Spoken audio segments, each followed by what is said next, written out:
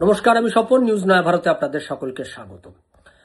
হুমায়ুনের হুঙ্কার আমরা দেখলাম যে বেলডাঙ্গা, মুর্শিদাবাদের বেলডাঙ্গাতে বাবরি মসজিদের ভিত্তিপ্রস্তর স্থাপন এবং সেই স্থাপনকে কেন্দ্র করে তার একের পর এক হুঙ্কার পশ্চিমবঙ্গবাসী তারা দেখলো এবং মমতা ব্যানার্জি কার্যত তার পুলিশও এটাতে হজম করছে।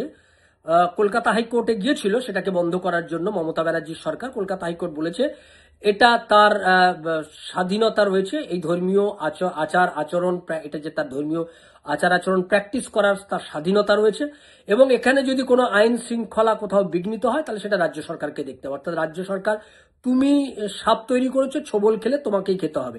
রাজ্য বিজেপির ক্ষেত্রেও আমরা যেটা দেখলাম যে রাজ্য বিজেপিও এক্ষেত্রে অনেকটা নিষ্প্রভ দেখলাম, তাদের অবস্থান দেখলাম যে ঠিক আছে, হুমায়ুন কবির যা করছে সেটা তার নিজের দায়িত্বে করছে। ভারতবর্ষে কখনো বাবরি নামে কোনো একজন বাবর, একজন আক্রমণকারী, তার নামে ভারতবর্ষে কোথাও মসজিদ করা যায় না। তা সত্ত্বেও যখন করছে হুমায়ুন কবির, তখন এটা দায় নিতে হবে মমতা ব্যানার্জিকে।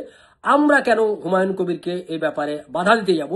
তুমি তৈরি করেছো, তুমি তুমি যেটা তৈরি করেছো, তার তুমি যে সাপকে দুধ কলা দিয়ে পুষেছো তার ছোবল তোমাকেই খেতে হবে। সুতরাং তাদেরও এই একই অবস্থান রয়েছে দেখলাম। অর্থাৎ মমতা ব্যানার্জি, তুমি দুধ কলা দিয়ে সাপ পুষেছো, তুমি ছোবল খাও। এখন যেটা দেখলাম যে হুমায়ুন কবিরের আবার একটা নতুন হুঙ্কার, সেটা কি? 1,00,000 কণ্ঠে কোরআন পাঠ। অর্থাৎ বাবরি মসজিদ প্রতিষ্ঠা হলো এবং সেই প্রতিষ্ঠাকে কেন্দ্র করে 500 কোটি টাকার ওপর তার নাকি এখনো পর্যন্ত উঠে গেছে, সেটা দাবি করছে। যদিও এর সত্য মিথ্যা, এটা আদৌ কতটা সত্য, নাকি কাউকে দিয়ে বললো তুই টাকাটা ফেলে দে তারপরে আমি তোকে ওখান থেকে তুলে দিয়ে দেবো, এরকম একটা বিষয় এসছে, এরকম একটা কথা উঠছে বিভিন্ন মহল থেকে। বিশেষ করে মুর্শিদাবাদের কিছু নেতা বলেছেন ওসব টাকা পয়সা কেউ ওঠেনি, দেয়নি, ওই নিজেরই লোক ফিট করেছে, ওখানে অ্যাকাউন্টে টাকা ফেলিয়ে ওই টাকাটা পরে তুলে দিয়ে দেবে ওখানে। এইটা হচ্ছে তৃণমূল কংগ্রেসের এক অংশের প্রচার আছে মুর্শিদাবাদে। সেটা সত্যাসত্য নিয়ে আমাদের পরে এটা নিয়ে বিচার করা যাবে। কিন্তু আমাদের যে বিষয়টা নিয়ে মূল চর্চার বিষয়, যে হুমায়ুন এত শক্তি পেল কি করে, কয়েকটা বিষয় আমরা যদি পরপর ঘটনাক্রম সাজাই তাহলে হয়তো অনেকটা বুঝতে পারবো যে এই ঘটনাগুলো ঘটছে কিভাবে। প্রথমে আমরা দেখলাম হুমায়ুন কবির হঠাৎ করে বাংলাদেশে চলে গেল। এই বাংলাদেশে যাওয়ার অর্থটা কি? বাংলাদেশে সে কাদের সঙ্গে কথা বলল, কেন কথা বলল? তাহলে এই বাংলাদেশে সে কথা বলে এলো, সে বাংলাদেশে যে গেল, সেই বাংলাদেশে যাওয়ার পরে সে পশ্চিমবাংলায় ফিরে এসে একটা রাজনৈতিক দল প্রতিষ্ঠা করার ব্যবস্থা সে করে ফেলেছে এবং ইতিমধ্যে তার সে দল তৈরি হয়ে আছে।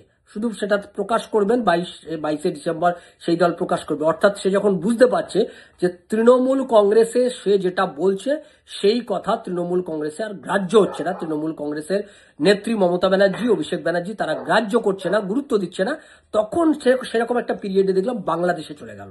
তাহলে বাংলাদেশে গিয়ে হুমায়ুন কবির কাদের সঙ্গে বৈঠক করলেন, সেখান থেকে হুমায়ুন কবিরকে কেউ সমর্থন করলেন কিনা, করলে তারা কারা সমর্থন করলেন, এটা কিন্তু একটা রহস্য রয়েছে। তারপর হুমায়ুন কবির ভারতবর্ষে এলেন। ভারতবর্ষে এসে তিনি একটা রাজনৈতিক দল গোপনে তৈরি করে রাখলেন, যেটা এখন ওপেন হয়ে গেছে। তিনি বলেছেন আমার রাজনৈতিক দল তৈরি রয়েছে, 22 তারিখে সেটা প্রকাশ করবে। এবার যেটা বিষয়, যে মমতা ব্যানার্জি এইটা জানার পরেও এখনো নিশ্চুপ কেন? অনেকে বলছেন এটা মমতা ব্যানার্জিরই খেলা। কেন বলছে? তারা বলছে যে মমতা ব্যানার্জি আসলে মুসলমান ভোট মমতা ব্যানার্জির হাত থেকে সরে গেছে। হুমায়ুন কবিরকে দিয়ে মমতা ব্যানার্জি খেলাটা খেলাচ্ছে যে হুমায়ুন কবির মমতা ব্যানার্জির বিরোধিতা করে মুসলমানরা যারা সরে গেছে তাদের কনফিডেন্সে নেবে, তাদেরকে কনফিডেন্সে নিয়ে আবার হুমায়ুন কবির যেখানে ঘরের ছেলে ঘরে ফিরে আসবে। অর্থাৎ ওই যে মুসলমান ভোটটা সরে গেছে সেই মুসলমান ভোটটাকে কনসলিডেট করে হুমায়ুন কবির কয়েকটা সিট জেতানোর পর ওই সিটটাই নিয়ে আবার তৃণমূল কংগ্রেসে এসে যোগদান করবে। অর্থাৎ মমতা ব্যানার্জি যে মুসলমান ভোটের সরে যাওয়ার তার যে আশঙ্কা তৈরি হয়েছে, সেই মুসলমান ভোটটা যাতে তারই দলের লোক পায়, তারই বিরোধিতা করে কিছু লোককে বাজারে নামিয়ে তিনি এই কাজটা করেছেন বলে এটা এক অংশ বলছেন। আরেক অংশ বলছে যে না, এটা নয়, ঠিক নয়, মমতা ব্যানার্জি আসলে হুমায়ুন কবিরকে সাইড লাইনে পাঠিয়ে দেওয়ার পর মমতা ব্যানার্জি টের পেয়েছে। মমতা ব্যানার্জি প্রথমে ভেবেছিল যে হুমায়ুন কবিরকে আমি সাইড লাইনে পাঠিয়ে দিলে হুমায়ুন কবির যে প্ল্যানটা করেছে এটা মমতা ব্যানার্জির কাছে জানাই ছিল, যে ও বাবরি মসজিদ নিয়ে নামবে, তারপরে এই যে 1,00,000 কণ্ঠে কোরআন পাঠ করবে, এই যে আওয়াজটা দিচ্ছে, এইগুলো ও যখনই করবে তখনই এটা একটা তীব্র বিরোধিতা বিজেপির শিবির থেকে হবে। অর্থাৎ মমতা ব্যানার্জি দেখলো আমার সাপও মরবে লাঠিও ভাঙবে না, এইরকম একটা খেলা খেলতে গেছিল। আচ্ছা, বিজেপি ওকে কাউন্টার দেবে, তাহলে বিজেপি যখন কাউন্টার দেবে, ওকে যখন বিজেপি যখন এটা আক্রমণ করবে, আক্রমণ করলে সেই আক্রমণের পর আমি মুসলমানদেরকে বলবো যে দেখো বিজেপি আসলে তোমাদের কি হাল হতে পারে। হুমায়ুন কবিরকে বলবে দেখেছো তো আমার কাছ থেকে চলে যাওয়ার পর ফলে তোমার কি হয়েছে। মমতা ব্যানার্জি ঠিক এই খেলাটা খেলতে গেছিল।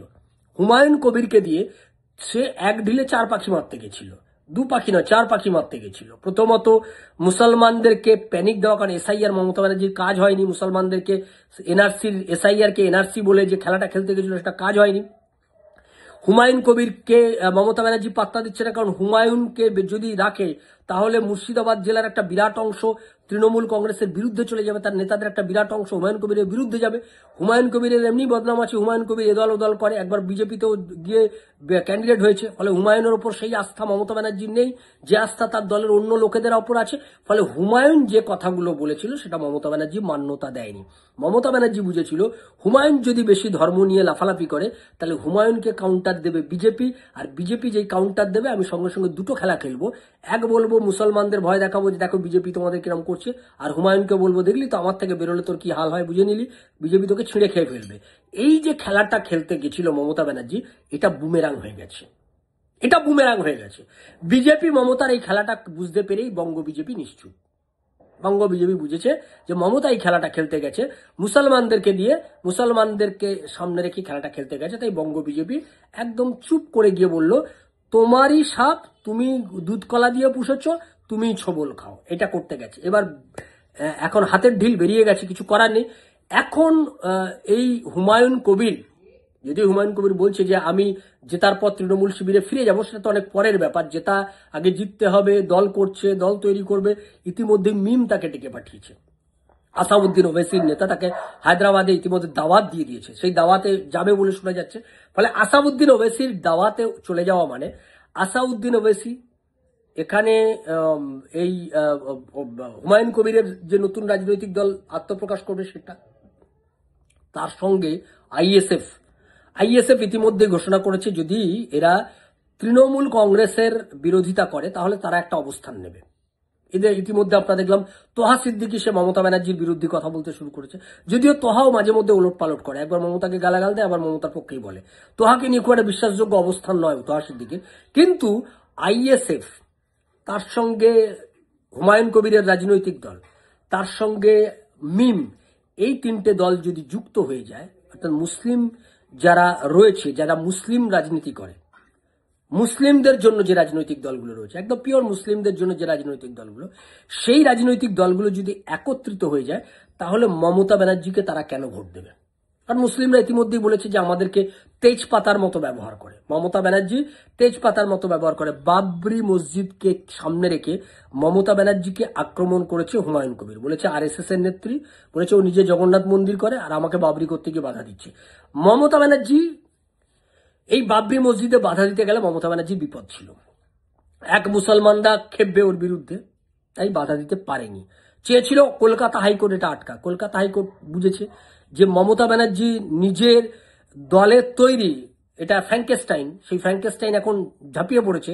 ফলে আমরা কেন আমাদের অবস্থান, ভারতবর্ষে যে ধর্মনিরপেক্ষতা, কোর্ট যে ধর্মনিরপেক্ষতার যে সংবিধানকে মান্যতা দিয়ে কোর্ট পরিচালিত হয়, কোর্ট কেন সেই জায়গায় তার ধর্মাচরণের ক্ষেত্রে হস্তক্ষেপ করবে? এটা তো কোর্ট হস্তক্ষেপ করতে পারে না। ফলে কোর্ট তার অবস্থানকে, নিজের অবস্থানকে রেখেছে। পাশাপাশি কোর্ট বলে দিয়েছে যে এই গোটা ব্যাপারটা দেখতে হবে মমতা ব্যানার্জিকে। ফলে এখন মমতা ব্যানার্জি গেছে ফাঁদে পড়ে। হুমায়ুন কবিরকে এখন যেটা শেষ চেষ্টা হবে, দেখুন মমতার একটা কৌশল ইদানিং আমরা দেখতে পাচ্ছি, যারা তার দলের লোক যারা মমতার উপর খেপে যায় তাদেরকে ভাইপো ডাকে, ভাইপো ডেকে বলে ঠিক আছে পিসি ওটা করেছে, আমি তোমার দিকটা দেখে নিচ্ছি, আমি ম্যানেজ করে নেবো, এটা ভাইপো করে। আবার ভাইপোর ওপর যারা খেপে যায় দলে, পিসি তাদেরকে ডেকে বলে ও বাচ্চা ছেলে ও কি করবে, আমি বলে দিচ্ছি, আচ্ছা আমি ওটা করে নেবো, সিদ্ধান্ত নেবো, দেখে নিয়ে। এইটা হচ্ছে ম্যানেজ করার একটা কৌশল। পিসির ওপর খেপলে ভাইপো ডাকে, ভাইপোর ওপর খেপলে পিসি ডাকে, এই একটা কৌশল নিয়ে তৃণমূল কংগ্রেস চলছে। এখন যেটা মমতা ব্যানার্জি খেলবে, মমতা ব্যানার্জি ডাকলে হুমায়ুন কবির কতটা সাড়া দেবে আমি জানি না, কিন্তু অভিষেক ব্যানার্জি ডাকলে হুমায়ুন কবির সাড়া দেবে, এটা আমার কাছে খবর আছে। অভিষেক ব্যানার্জি ফিরে এসে বিদেশে গেছে, চিকিৎসা করাতে গেছে, ফিরে এলেই হয়তো 16 তারিখের মধ্যেই ফিরে আসবে আমরা যা জানতে পারছি। এই পশ্চিম বাংলায় ফিরে এসেই হুমায়ুন কবির এই যে লম্পঝম্প করছে, এই 1 লক্ষ কণ্ঠে কোরআন পাঠ ইত্যাদিতে যে লম্পঝম্প করছে এবং যে লোক জড়ো করেছে সেটা নিয়ে যে টেম্পোটা তুলছে, টেম্পোটাকে যাতে আর সে না তুলতে পারে এবং এই টেম্পোটা যত উঠবে তত আইএসএফ এবং মিম আর হুমায়ুন কবির তিনজন যদি কাছাকাছি আসে তাহলে মমতা ব্যানার্জির কাছে কিন্তু একটা বিপদ হবে। কারণ এই ব্লকটা কিন্তু মুসলমান ভোট পুরোটাই কনসলিডেট করবে এবং মুসলিমরা কিন্তু এখান থেকেই জিতবে। এই এরা যারা যেখানে যেখানে প্রার্থী দেবে সব মুসলিম ক্যান্ডিডেট দেবে, মুসলিমরা জিতবে, ওরা সেটা চাইছেও। ফলে মমতা ব্যানার্জি এইটাকে মিটিয়ে ফেলার জন্য অভিষেককে দিয়ে ডেকে পাঠাবে। এখন হুমায়ুন কবির যেটা খেলতে পারে, আমরা যেটা মনে হচ্ছে যে হুমায়ুন কবিরকে এখন যদি অভিষেক ব্যানার্জি ডাকে, হুমায়ুন কবির সেক্ষেত্রে আমরা জানি না যে হুমায়ুন কবিরকে এই খেলার পেছনে আর কারা কারা আছে, ভারতবর্ষে কোন কোন বড় বড় খেলোয়াড়, সচিন তেন্ডুলকরের মতো কোন কোন খেলোয়াড় রয়েছে তারা, আমি বলছি এটা খুব রূপক অর্থেই সচিন তেন্ডুলকরের নামটা ব্যবহার করলাম, সত্যি সত্যি কেউ ভাববেন না যে এইরকম বড় বড় প্লেয়ার কারা কারা আছে যাদের অঙ্গুলি হেলনে এরকম নৃত্য করছে হুমায়ুন কবির, সেটা জানি না। কিন্তু শেষ পর্যন্ত হুমায়ুন কবিরকে যদি অভিষেক ব্যানার্জি ডেকেও পাঠায়, হুমায়ুন কবির যেটা দাবি করবে যে মুসলিমদের জন্য 80 থেকে 82টা সিট দিতে হবে। এবার যেটা মুসলিমরা দাবিও করছে, হুমায়ুন কবির যে আওয়াজ তুলেছে সেই আওয়াজ তিনি এবার তুলবে যে আমাদের মুসলিমদেরকে অন্তত 82টা সিট দিতে হবে।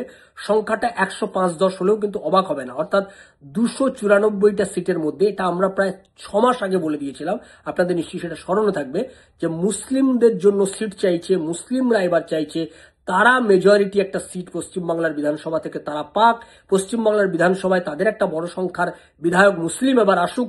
সেই দাবিটা কিন্তু এবার হুমায়ুন কবির তুলতে পারে, সেই দাবি কিন্তু অভিষেক ব্যানার্জির কাছে তুলতে পারে। অভিষেক ব্যানার্জি হুমায়ুন কবিরের এই খেলটা খতম করার জন্য, যেটা মমতা ব্যানার্জিরও কৌশল হতে পারে, যে সেটা বলবে ঠিক আছে আমরা এটা ভেবে দেখবো, তুমি দলে ফিরে এসো, তোমার সঙ্গে আলোচনায় বসি, এটা নিয়ে আলোচনা হবে, এখনো ভোট দেরি আছে বলে হুমায়ুন কবিরকে দলের মধ্যে ঢুকিয়ে নিয়ে তার এই খেলাটাকে শেষ করে থিতিয়ে দিয়ে তারপরে হয়তো অন্য খেলা খেলতে পারে। সেই ট্র্যাপে হুমায়ুন কবির পা দেবে কি না, বা হুমায়ুন কবিরকে পেছন থেকে যারা খেলাচ্ছে, সেটা দেশের বাইরে হোক আর দেশের মধ্যে হোক, বলতে পারবো না কারা খেলাচ্ছে, হুমায়ুন কবিরকে যারা খেলাচ্ছে, যাদের ক্ষমতায় হুমায়ুন কবির, যাদের বলে বলিয়ান হয়ে হুমায়ুন কবির মমতা ব্যানার্জির বিরুদ্ধে এত বড় বিদ্রোহ ঘোষণা করেছে এবং মুসলিম কার্ড খেলে দিয়েছে, এরকম একটা মুসলিম কার্ড খেলছে একটার পর একটা। বাবরি মসজিদ, যেটা ভারতবর্ষে কেউ সাহস দেখায়নি, সেই সাহস দেখিয়েছে এবং ভারতবর্ষে আজ পর্যন্ত কেউ বলল না যে লক্ষ কণ্ঠে কোরআন পাঠ হবে, সেটা হুমায়ুন কবির বলছে। এই যে একটা কাদের বলে বলিয়ান হয়ে এই খেলাটা হুমায়ুন কবির খেলছে, এখনো সেটা আমাদের কাছে পরিষ্কার নয়, কিন্তু এটা বোঝা যাচ্ছে যে হুমায়ুন কবিরের পেছনে একটা বড় শক্তি রয়েছে, যারা হুমায়ুন কবিরকে মমতা ব্যানার্জির বিরুদ্ধে এই লড়াইয়ে নামিয়ে দিয়েছে। সেই শক্তিটা কি আরো একটু হয়তো সময় লাগবে আমাদের বুঝতে, কিন্তু এটা বোঝা যাচ্ছে যে হুমায়ুন কবিরকে একটা ট্র্যাপে যদি হুমায়ুন কবির অভিষেক ব্যানার্জির ডাকার পর যদি হুমায়ুন কবির ট্র্যাপে পা দেয়, অভিষেক ব্যানার্জি যে টোপটা দেবে হুমায়ুন কবিরকে, সেই টোপে যদি পা দেয় তাহলে হুমায়ুন সখাত সলিলে ডুববে, হুমায়ুনকে নিশ্চিহ্ন করে দেবে, পলিটিক্যালি ফিনিশ করে দেবে মমতা ব্যানার্জি। এরকম অনেককেই মমতা ব্যানার্জি পলিটিক্যালি ফিনিশ করেছে, বাবুল সুপ্রিয় টুপ্রিয় ওর ট্যাপে পা দিয়েছে, দিলীপ ঘোষের মতো নেতা তার ক্ষেত্রেও খুব বিপদ, নিজেরই বিপদ ডেকে এনেছে। মমতা ব্যানার্জির ট্র্যাপে পা দিয়ে ওই দীঘার মন্দিরে পৌঁছে যাওয়ার পর দিলীপ ঘোষ রাজ্য রাজনীতিতে খুব ভয়ঙ্কর একটা কোণঠাসা অবস্থায় চলে গেছে। ফলে মমতা ব্যানার্জির এই ট্র্যাপে পা দিয়ে হুমায়ুন কবির শেষ পর্যন্ত নিজের রাজনৈতিক জীবনের সামনে, নিজের রাজনৈতিক জীবনকে তিনি একটা প্রশ্নচিহ্নের মুখে ফেলে দেন কিনা, বা তার রাজনৈতিক বিশ্বাসযোগ্যতাকে মেলাইন হয়ে যায় কিনা, এই সব বিষয়গুলো কিন্তু আমাদের থাকছে। আমাদের নজর থাকছে যে হুমায়ুনের পেছনে কোন বড় শক্তি কাজ করছে, আর মমতা ব্যানার্জি, অভিষেক ব্যানার্জি হুমায়ুন কবিরকে নিয়ে এবার ঠিক কি ধরনের চাল দেয়, আমাদের সেদিকে নজর থাকবে। আপনাদের নজর থাকুক নিউজ নয় ভারতের দিকে। তবে এটা ঠিক, হুমায়ুন কবির মমতা ব্যানার্জিকে একটা বড় প্যাচে ফেলে দিয়েছে, যে প্যাচ থেকে বেরোনোর মমতা ব্যানার্জি কিন্তু খুব কঠিন অবস্থায়। এমনিতেই মমতা ব্যানার্জি গোটা রাজ্যে এখন কোণঠাসা অবস্থায় পড়ে রয়েছে, সমস্ত দিক থেকে মমতা ব্যানার্জি কোণঠাসা, প্রশাসনিকভাবে কোণঠাসা, রাজনৈতিকভাবে কোণঠাসা, সাংগঠনিকভাবে কোণঠাসা, নির্বাচন কমিশনের সঙ্গে চালাকি করতে গিয়ে কোণঠাসা হয়েছে, এবার নিজের দলের মধ্যে বিদ্রোহ তৈরি হয়েছে। এই সবকে মমতা ব্যানার্জি মোকাবিলা করে 2026-এ ঘুরে দাঁড়াতে পারে, নাকি তাসের ঘরের মতো তার রাজনৈতিক তার দল ভেঙে পড়ে 2011-র পুনরাবৃত্তি পশ্চিমবাংলা হয় কিনা, সেদিকে তাকিয়ে থাকবো আমরা। নজর রাখুন ইভিএম নিউজের, নজর রাখুন নিউজ নয়া ভারতের পর্দায়। নিউজ নয়া ভারত, আপনার কথা বলে। নমস্কার।